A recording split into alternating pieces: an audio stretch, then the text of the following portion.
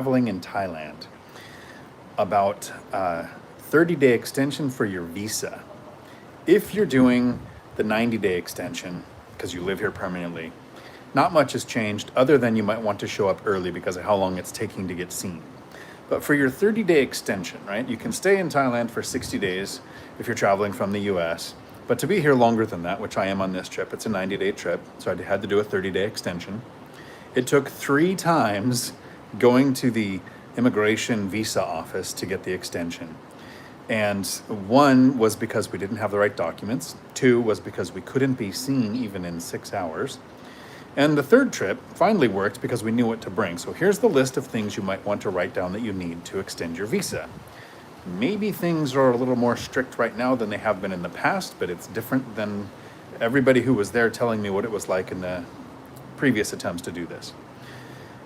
So first, you have to have your passport, obviously, but you have to have a photocopy of your picture and information of your passport page, and then a photocopy of the page of your passport that has the stamp. They will not make copies for you and they will not take pictures. You have to bring printed out versions. You need a printed out version of your TM30, which your hotel has to fill out, or your Airbnb or your Verbo host or anybody to fill out that they've actually filed where you're staying. You need proof of residency where you're staying. You could get somebody at the counter who requires proof of residency all the way till the day that you leave. And they need a receipt that it was paid. So what they had is homeless people or people who are trying to camp, which they're cracking down on. They were going on Agoda and booking hotels that you pay when you show up to show up with documents, but then canceling and not actually staying there. So you have to show where you're staying with a paid receipt printed out. You need a printed out copy of your return flight to leave the country. And in order to be seen, we found a place in Hua Hin, there might be other places like this, that is in the Big C, which is a mall. We stayed at the hotel attached to the mall so we could get into the mall before it opens. We went in at around 8 o'clock in the morning.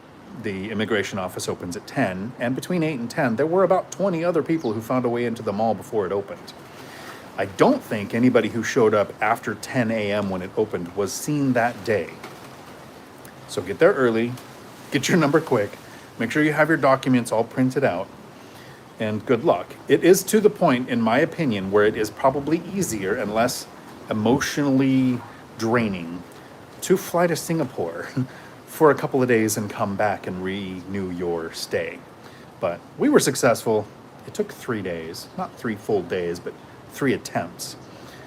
Nice short video, again, for those people traveling in Thailand. Not my normal content, but I thought I would try to help out. Everybody have a day full of amazing. If you want your questions answered during a live stream every Tuesday at 4 p.m. Pacific, I do a live stream that lasts about 2 hours where I answer all of the questions about retiring early and investing, making work optional, so you can also travel and figure out some of the challenges out there that are not problems, that are just part of your travels. Ciao.